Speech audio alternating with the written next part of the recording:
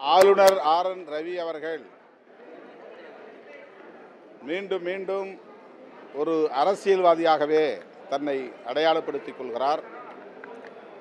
ஆளுநர் என்கிற பொறுப்பை மறந்து அவர் பேசுவதும் செயல்படுவதும் நீடிக்கிறது. தலித்துகளை வலதுசாரிகளின் பக்கம் கவர்வதற்காக, குறிப்பாக ஆர்எஸ்எஸ் பிஜேபி தரப்பை நோக்கி ஈர்ப்பதற்காக அடிக்கடி அவர் தலித்துகளை பற்றியும் பேசுகிறார். தலித் ஒருவர் முதல்வராக வேண்டும் என்பது அப்பாவி தலித்துகளை வளைத்து போடுவதற்கான ஒரு சூது சூழ்ச்சி. இதில் ஒருபோதும் தமிழ்நாட்டை சார்ந்த தலித்துகள் ஏமாற மாட்டார்கள் என்பதை ஆளுநருக்கு தெரிவித்துக் கொள்ள நான் கடமைப்பட்டிருக்கிறேன்.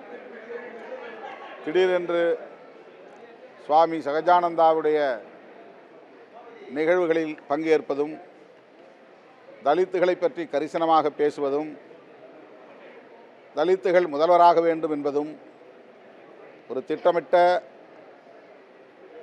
வலதுசாரி அரசியல் நாடகம் என்பதை விடுதலை சிறுத்தைகள் சுட்டிக்காட்ட விரும்புகிறது.